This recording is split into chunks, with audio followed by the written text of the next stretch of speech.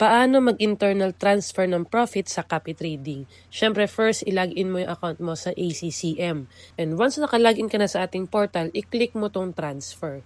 So, ayan, makikita mo agad, empty account out, amount USD, empty account in, remarks, and apply now. So, dito sa empty account out, ito yung pagkukuhanan mo ng profit. So, for example, yung ating FCAT Algo, yung account natin is ito.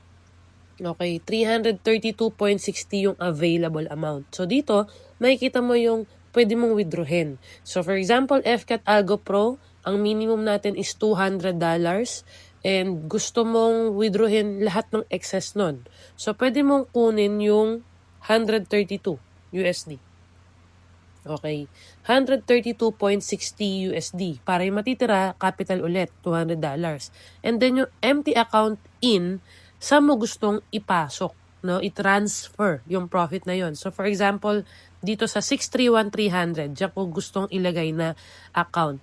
So ang technique, kada nagpo-profit yung copy trading natin, pwede mong i-transfer yung magiging profit nun sa isang empty account na hindi nakakonect sa copy trading or hindi mo ginagalaw. Kumbaga, doon mo siya ipunin lahat.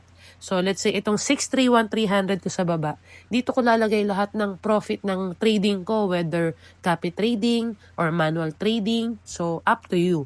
So, yun lang yung ginagawa ko para isahan lang yung pinaglalagyan ko ng empty account. So, ito, pwede ko na itong i-transfer again. Madali lang naman, 'di ba? Kung saan mo i-out, magkano and saan mo ilalagay.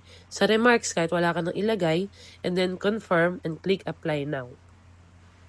Submit successful.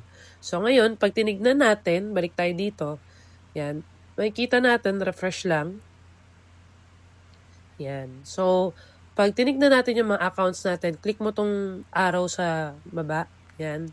So, makikita mo ito yung mga account number natin. So, pag sinilip mo tong 631,300, yan, real time, pumasok yung tinransfer natin na profit or amount. So, ganun lang kung paano mag-transfer ng profit sa copy trading sa ating FCAT Algo.